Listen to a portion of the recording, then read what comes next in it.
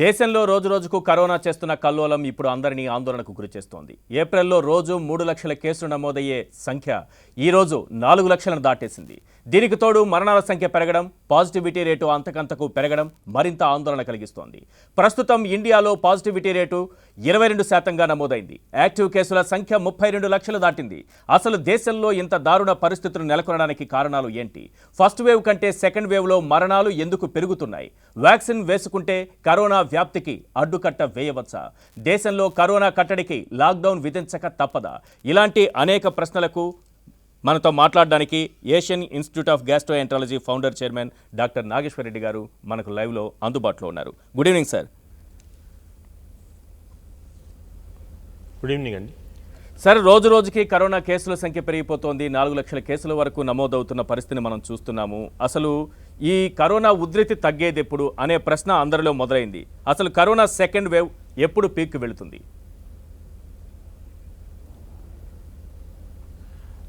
ఈ second wave అనేది మనకి ఎక్స్పెక్టెడ్ అండి. ఎందుకంటే ప్రతి దేశంలో చూసినా కూడా సెకండ్ వేవ్ వచ్చింది. ఈ సెకండ్ వేవ్ ఇంకోటి ఏమంటే మామూలుగా ఫస్ట్ వేవ్ కన్నా కూడా ఎక్కువ తీవ్రతతో వస్తుంది అన్నమాట సెకండ్ వేవ్. ఇది కూడా ప్రతి దేశంలో కాకుండా హిస్టారికల్గా చూస్తే కూడా స్పానిష్ ఫ్లూ అని మనకి 1918లో వచ్చింది కదా, అది కూడా సెకండ్ వేవ్ చాలా ఎక్కువగా వచ్చింది అన్నమాట. ఈ సెకండ్ వేవ్ 3-4 కారణాల వల్ల వచ్చింది. ఒకటేమంటే వైరస్లో కొంచెం మ్యూటేషన్ వచ్చింది. ఇంత ముందున్న వైరస్కి ఇప్పుడున్న వైరస్కి కొంచెం మార్ఫాలజీలో మార్పుడి వచ్చింది. ఇది ఎందుకంటే మామూలుగా ఇది ఆర్ఎన్ఏ వైరస్ కాబట్టి డివైడ్ అయినప్పుడు మ్యూటేషన్స్ వస్తుంటాయి వైరస్లో. దీనివల్ల బాడీ అది ఆ వైరస్లో ఉన్న ప్రోటీన్స్ మార్పుడు వచ్చి కొంచెం మ్యూటేషన్ వస్తుంది. మ్యూటేషన్ వచ్చిన వల్ల ఈ వైరస్ ఎక్కువగా ఇన్ఫెక్షన్స్ అయిపోయింది. అంటే ఒకరి నుంచి ఇద్దరికి వచ్చే బదులు ఒకరి నుంచి నలుగురికి వస్తుంది అన్నమాట. అంటే డబుల్ ది ఇన్ఫెక్షన్స్ రేట్ వచ్చేసింది. దానివల్ల మనం ఇంత చూస్తున్నాము. అదేవిధంగా మనము గత మార్చిలో ఎస్పెషలీ చాలా వరకు కొన్ని ఫంక్షన్స్ జరగటము, మాస్ గ్యాదరింగ్ జరగటము, అదేవిధంగా మాస్క్ వేసుకోకుండా తిరగటం, ఇవన్నీ కూడా కొంచెం కోవిడ్ ఇన్అప్రోప్రియేట్ బిహేవియర్ వల్ల ఈ సెకండ్ వేవ్ అనేది మనం అనుకున్న దానికన్నా ఎక్కువ వచ్చింది. వేరే దేశాల్లో అర్లీగా వచ్చింది, మనకి కొంచెం లేట్ వచ్చింది. మనం ఫస్ట్ వేవ్ కూడా కొంచెం మనకి లేట్ వచ్చింది, సెకండ్ వేవ్ కూడా అదే కొంచెం లేట్ వచ్చింది అన్నమాట మన దగ్గర. కానీ ఇక్కడ మే 2వ వారం నాటికి రోజుకు 10 లక్షల కేసులు నమోదయ్యే అవకాశం ఉందని Michigan university professor Bhramar Mukherjee గారి రిపోర్టు మీరు చూసే ఉంటారు. నిజంగా మనం ఆ పరిస్థితిని ఎదుర్కొంటామా? ఆ పరిస్థితి వస్తుందా మనకి?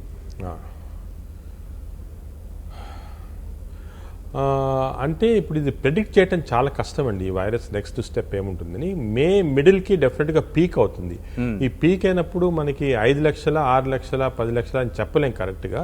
కానీ ఒకటి, ఇప్పుడు మనకి 5 లక్షలకి డిటెక్ట్ అయినా కూడా దీనికి 10 వంతుల మంది ఇన్ఫెక్ట్ అవుతున్నారు. అంటే 5 లక్షలు అంటే మన సొసైటీలో 50 lakhs are getting infected. And చాలా వరకు మైల్డ్ ఇన్ఫెక్షన్ వాళ్ళు బయటికి రారు, ఎక్స్పోజ్ అయ్యి ఏమి ఫీవర్ రాకపోతే వాళ్ళు కూడా తెలియదు మనకి. అలాగే చూసుకుంటే ప్రతి 1 ఇన్ఫెక్షన్కి 10 ఇన్ఫెక్షన్స్ ఆర్ హిడెన్ అన్నమాట.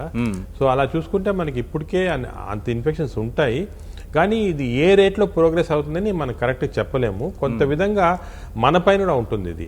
ఇప్పుడు తొందరగా వ్యాక్సిన్స్ ఫాస్ట్గా వేయటం వల్ల, అదేవిధంగా కోవిడ్ అప్రోప్రియేట్ బిహేవియర్ మాస్క్ అందరు వేసుకుంటే, మనం ఫిజికల్ డిస్టెన్సింగ్ అవి చేస్తే కొంతవరకు తగ్గించవచ్చు దీన్ని.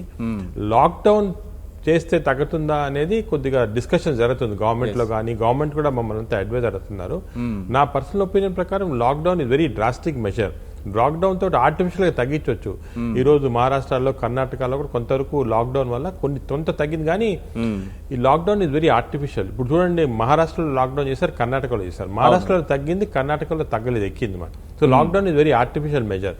దీనివల్ల టెంపరీగా మన కేసులు తగ్గినట్టు అనిపిస్తాయి, తీగానే ఇమీడియట్గా వస్తుంది.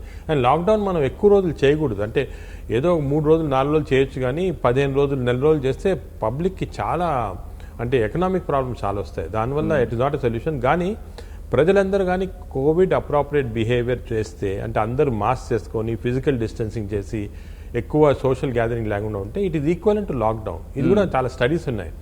కోవిడ్ అప్రోప్రియేట్ బిహేవియర్ 90% పాపులేషన్ చేస్తే it is equal to lockdown. అందువల్ల I don't advocate that.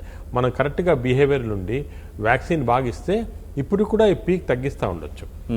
America ప్రభుత్వ వైద్య సలహాదారు నిన్న చెప్పినటువంటి అంశం కూడా మీరు వినే ఉంటారు. యాంథోనీ ఫౌజీ చెప్పినటువంటి మాటలు, భారత్లో కరోనా కట్టడికి లాక్డౌనే తప్పనిసరి, అదే మార్గం అన్నట్టుగా కొన్ని వారాల పాటు లాక్డౌన్ తప్పనిసరి అని చెప్తున్నారు. కొంతమంది వైద్య నిపుణులు కూడా చెప్తున్నారు. సరే, ఏంటి అసలు లాక్డౌన్ వల్ల ఉపయోగం ఉంటుందా ఉండదా? ఏంటి లాక్డౌన్ అవసరమా కాదా? లేదండి, అది నేను ఈ పాయింట్ ఐ డోంట్ అగ్రీ అండి. లాక్డౌన్ అంటే మనకి అమెరికాకి చాలా భేదాలు ఉన్నాయన్నమాట. అక్కడ వాళ్ళ కండిషన్స్ ఎలాగంటే లాక్డౌన్ చేసినా కూడా వాళ్ళ ప్రజలందరికీ సోషల్ సెక్యూరిటీ అనేది ఉంది మాట. అంటే గవర్నమెంట్ డబ్బిస్తుంది. అదేవిధంగా అమెరికాలో లాక్డౌన్ చేసినప్పుడు గవర్నమెంట్ హాస్పిటల్స్ కి, ఎస్టాబ్లిష్మెంట్స్ కి, బిజినెసెస్ కి అందరికీ డబ్బులు ఇచ్చింది. అంటే ప్రింట్ చేసి ఇచ్చేసింది. ఇన్ఫాక్ట్ హాస్పిటల్స్ అసలు లాసే రాలేదు, ఎందుకంటే వాళ్ళకి వచ్చే ఇన్కమ్ గవర్నమెంట్ ఇచ్చింది మాట. ఓకే. సో లాక్డౌన్ ప్లస్ అక్కడ అంతా కూడా అందరికీ వాళ్ళ ఓన్ వెహికల్స్ ఉంటాయి, transportation, they don't depend on daily wages, day to day wages పైన డిపెండ్ కాదు. అందువల్ల అక్కడ లాక్డౌన్ కి మేజర్ ఇష్యూస్ ఉండవు, అంటే ఎకనామిక్ ప్రాబ్లమ్స్ ఉండవు. మన దగ్గర వేరే అండి. మన దగ్గర చాలా మంది డే టు డే లివింగ్ కానీ లేకపోతే ట్రాన్స్పోర్టేషన్ పైన కానీ ఇటువంటి మైనర్ అంటే day to day living wages పైన at least 50% of the population survive అవుతున్నాయి. లాక్డౌన్ చేస్తే వీళ్ళందరినీ గవర్నమెంట్ కాంపన్సేట్ చేయగలదా? గవర్నమెంట్ ఏమో ఇలాగా అమెరికాలో ఇచ్చినట్టు 1 ట్రిలియన్ ఎయిడ్ లాగా ఇచ్చి అందరికీ ఇవ్వగలుగుతుందా? లేదు కదా. లేనప్పుడు లాక్డౌన్ చేసి చాలా ప్రాబ్లమ్స్.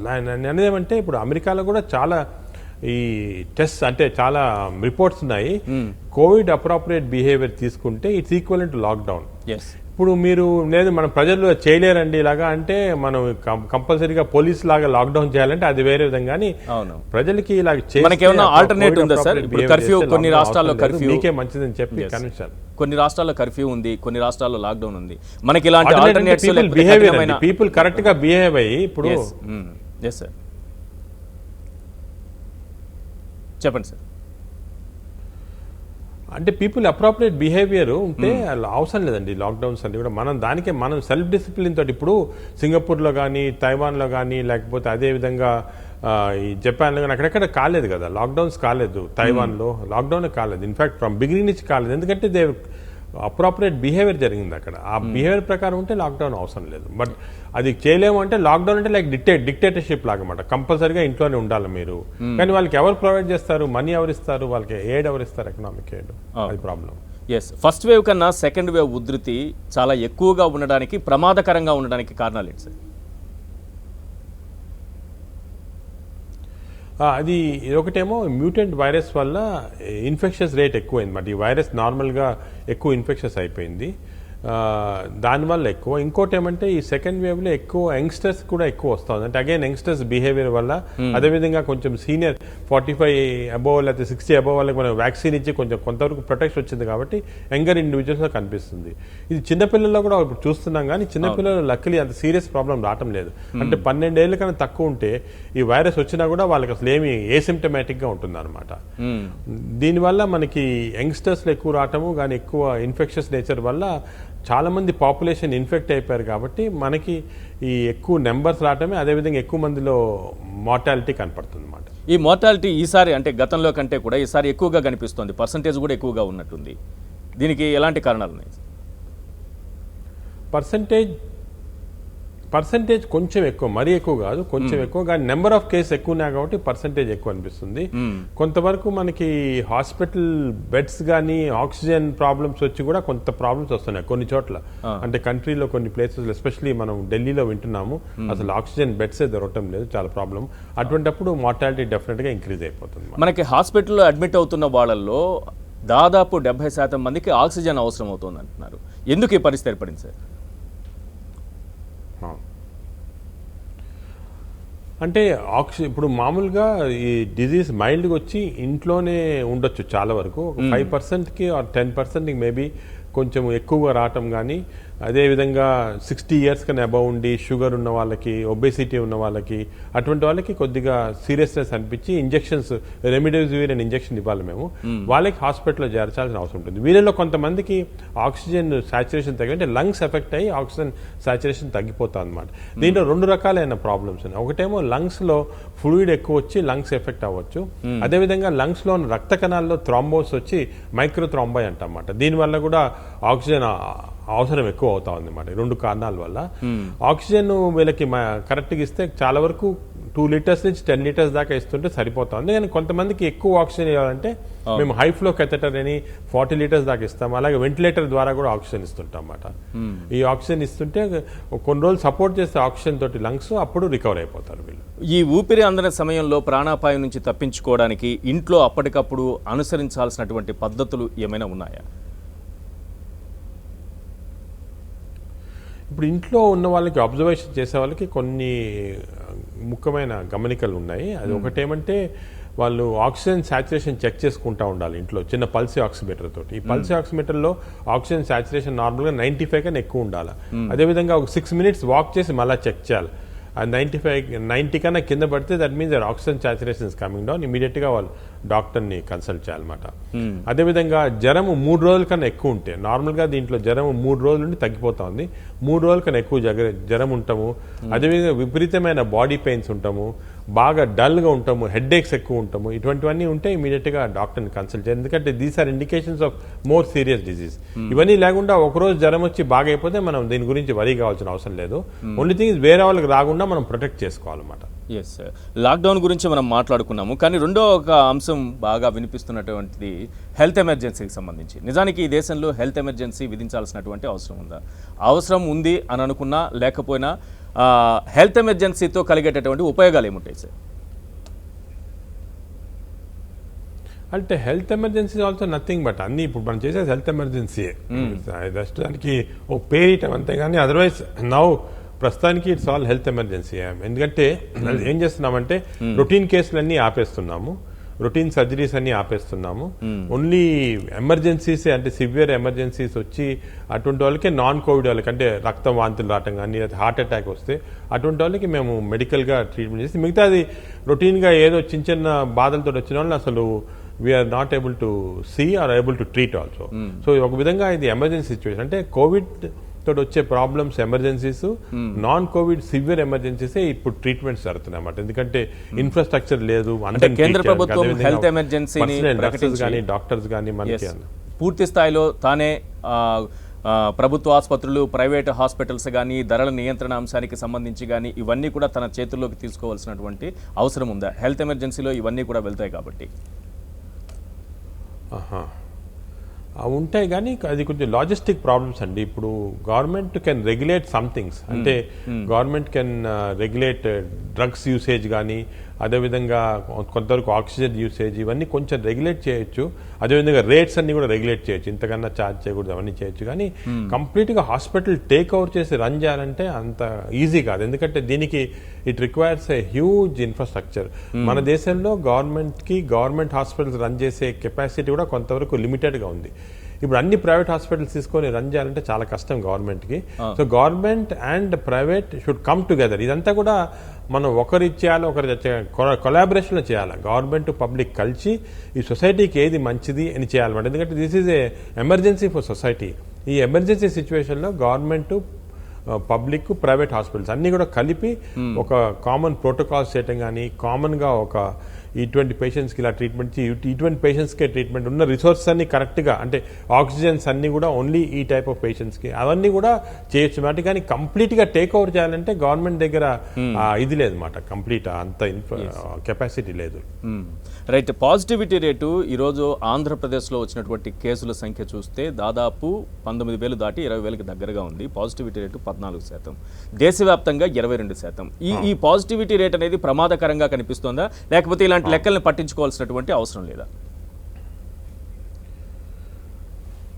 ఈ పాజిటివిటీ రేటు ఒక విధంగా ఇంపార్టెంట్. అంటే ఎంతవరకు కమ్యూనిటీలో ఉందని తెలుస్తుంది మనకి. అంటే ఇప్పుడు మనకి 100 మందికి టెస్ట్ చేసామనుకోండి, 20% పాజిటివ్ అంటే కమ్యూనిటీలో 20% ఇన్ఫెక్షన్ ఉన్నట్టు. ఇప్పుడు ఒకప్పటికి మనకి 4%, 5% తగ్గిపోయింది.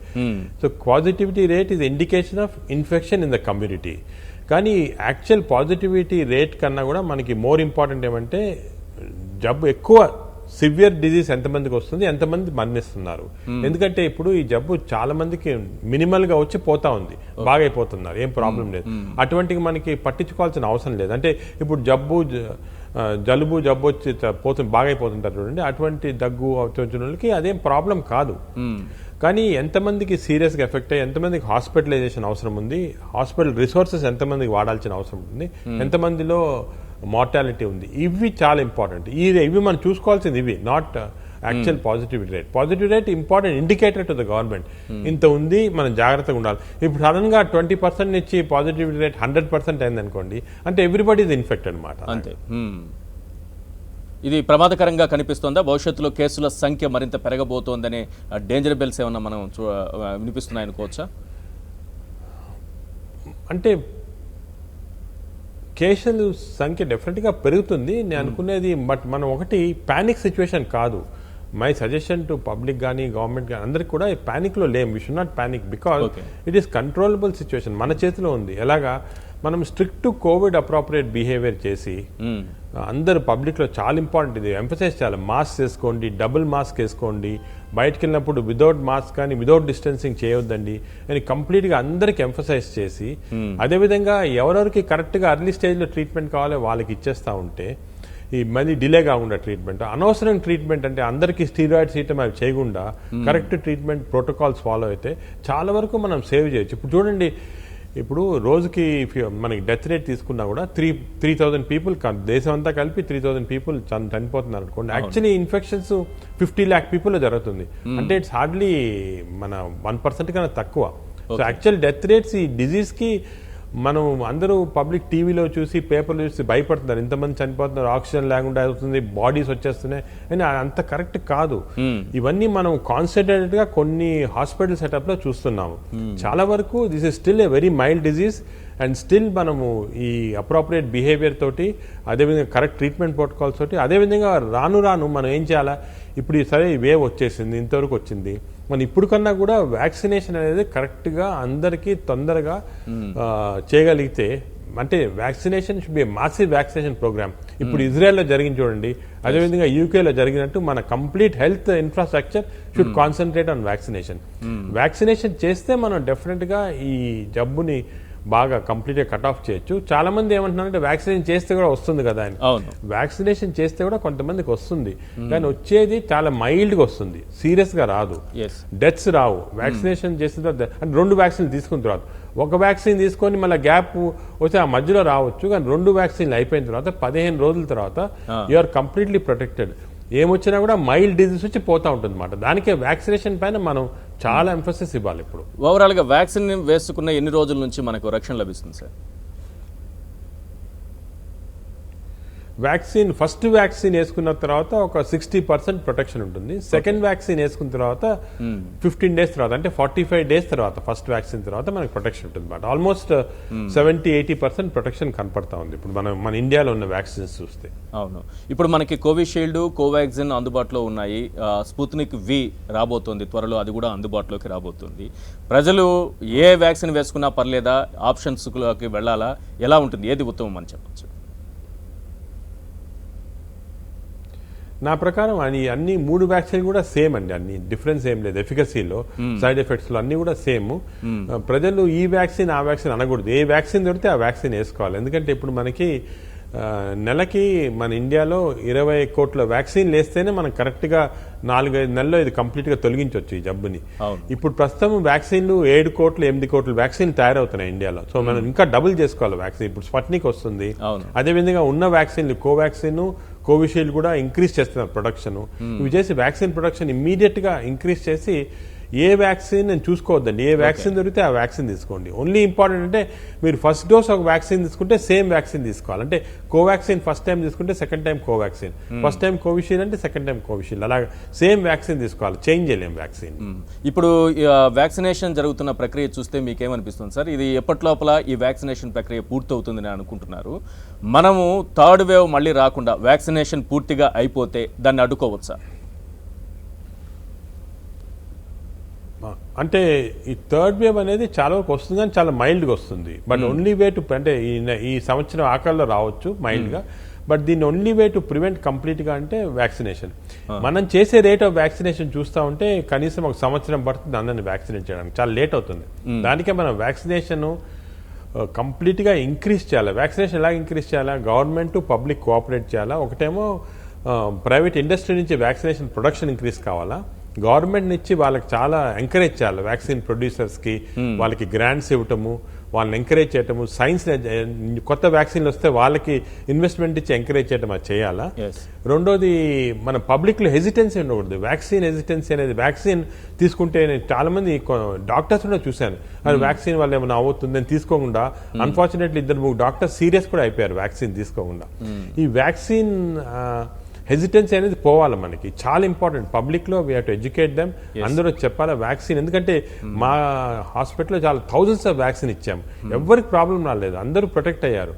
ఈ వ్యాక్సిన్ అనేది చాలా ఇంపార్టెంట్, అది we have to emphasize on that. So vaccine hesitancy పోయి వ్యాక్సిన్ ప్రొడక్షన్ ఎక్కువ అయిపోయి గవర్నమెంట్ కూడా దీన్ని బాగా ఎంఫసైజ్ చేస్తే నా ప్రకారం మనము నెలకి 15 నుంచి 20 కోట్ల వ్యాక్సిన్ ఇవ్వగలిగితే మనకి థర్డ్ వేవ్ని ప్రివెంట్ చేయొచ్చు. రైట్. అదే సమయంలో కరోనా ఇలాగే కొనసాగుతుంటే భవిష్యత్తులో ఈ వ్యాక్సిన్లకు సంబంధించి మరిన్ని బూస్టర్ డోసులకు కూడా వెళ్లాల్సిన పరిస్థితి వస్తుందా?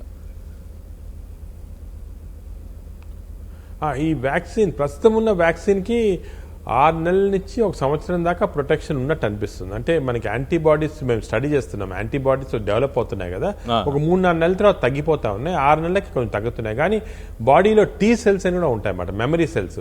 ఈ మెమరీ సెల్స్ లో ఈ వ్యాక్సిన్ మెమరీ ఉండిపోతా ఉంది. సో ఏదైనా సెకండ్ వైరస్ అటాక్ వస్తే ఇమీడియట్ గా రికగ్నైజ్ చేసి ఫైట్ చేస్తాం అనమాట. సో 2 విధాలుగా ఈ వ్యాక్సిన్ ఎఫెక్టివ్నెస్ వస్తూ ఉంది. ఈ వ్యాక్సిన్ అనేది నేను అనుకునేది ముందు కూడా సంవత్సరానికి ఒకసారి తీసుకోవాల్సిన అవసరం ఉంటుంది. సో ఎవ్రీ ఇయర్ ఇప్పుడు మనం ఫ్లూ వ్యాక్సిన్ తీసుకుంటాం కదా, అలాగే ఈ వ్యాక్సిన్ కూడా 1 సంవత్సరానికి ఒకసారి తీసుకోవాలి. ఎందుకంటే ఈ వైరస్లో కూడా కొన్ని వేరియేషన్స్ వచ్చి మార్పుడు వచ్చి వ్యాక్సిన్ కూడా ఎస్కేప్ అయ్యే అవకాశం ఉంది. సో మనం స్టడీ చేసి ఆ సంవత్సరానికి ఈ టైప్ ఆఫ్ వైరస్ ఉందని చెప్పి ఆ వ్యాక్సిన్ అలా తయారు చేసి ఇవ్వచ్చు అన్నమాట. ఈ సంవత్సరానికంటే మళ్ళీ ఇంకొక కొత్త భయం మొదలవుతుంది. ఇలా ప్రతి సంవత్సరం వ్యాక్సిన్లు వేసుకుంటూ వెళ్లాల్సిన పరిస్థితి ఉంటుందా మనకి? కాదు, ఇప్పుడు మనము ఫ్లూకి తీసుకుంటాం కదండి, ప్రతి సంవత్సరం ఫ్లూకి ఏం ప్రాబ్లం లేదు మనకి.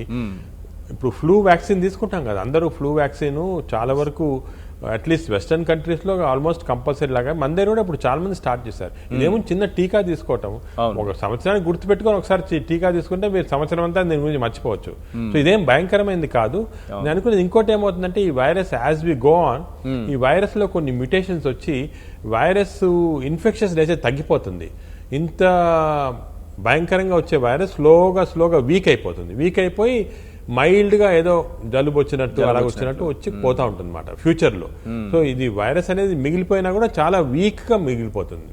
నార్మల్గా ఈ వైరసెస్ హిస్టరీలో ఇలాగే జరుగుతుంది అనమాట. సో ఎక్కువ ప్రమాదమైన సిచ్యువేషన్ మనకి temporary, only for this year. దాని తర్వాత మనం వీల్ కమ్ అవుట్. మన వ్యాక్సినేషన్ తర్వాత ఈ ప్రమాదం నుంచి బయటపడినట్టు అనుకోవచ్చు సార్ పూర్తిగా? అవునవును, అలాగనుకోవచ్చు. ఇప్పుడు మనం వ్యాక్సిన్లు అందుబాటులో చాలా వరకు లేవని అంటున్నారు. అంటే ఈ రోజు నుంచి 18 ఏళ్ళు పైబడిన వారికి కూడా వేస్తామన్నారు కదా, కానీ వ్యాక్సిన్లు అందుబాటులో లేకుండా 18 ఏళ్ళు పైబడిన వారికి కూడా వ్యాక్సిన్ ఇవ్వాలని కేంద్రం నిర్ణయించడాన్ని మీరు ఎలా చూస్తారు?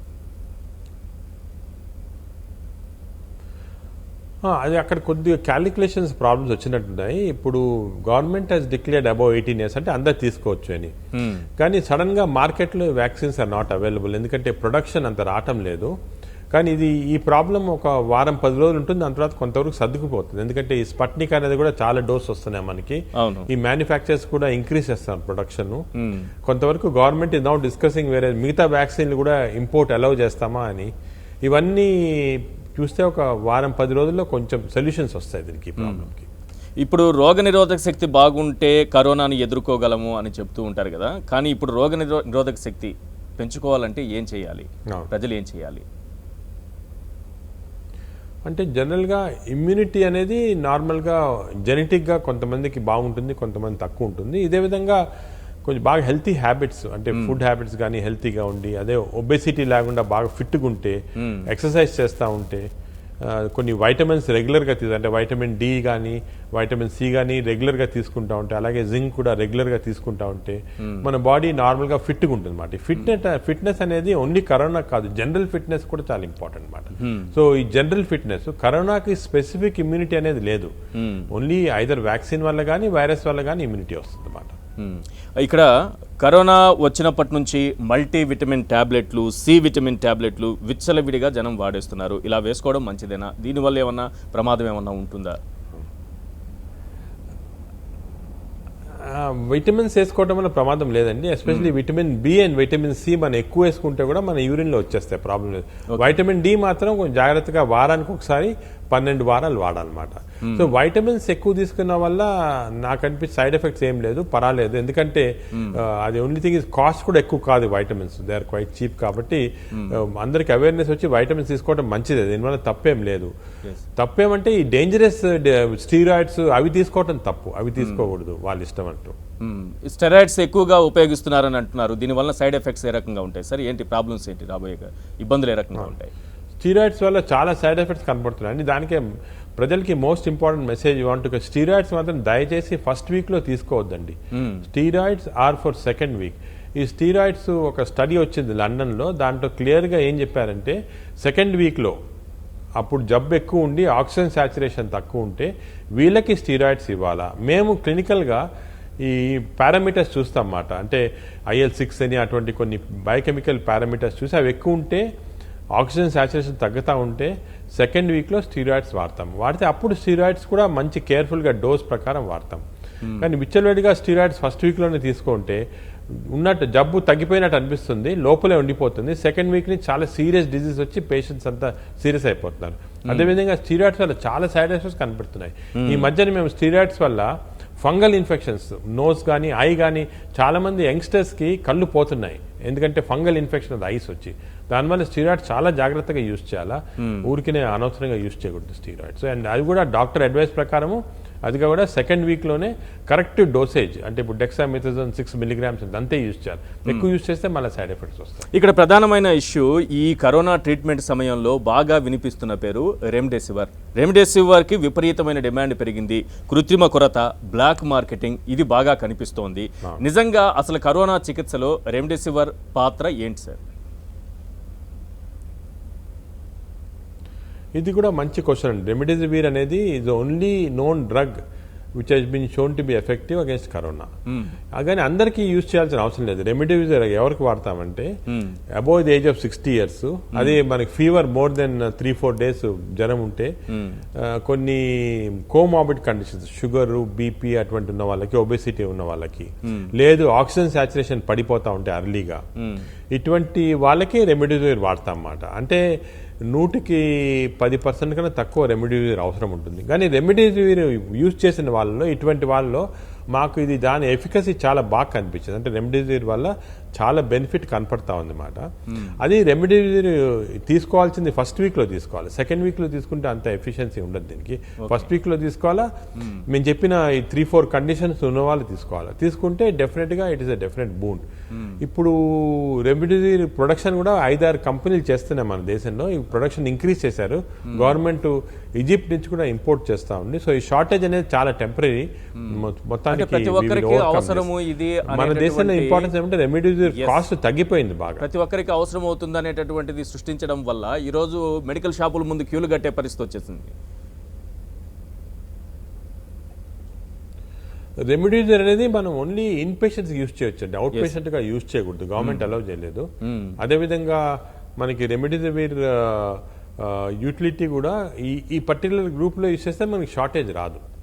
ఎస్ సార్, ఇంట్లో ఉన్న మాస్క్ వేసుకోవాల్సినటువంటి పరిస్థితులు ఉన్నాయా? ప్రజెంట్ సిచ్యువేషన్ ఏం చెప్తుంది?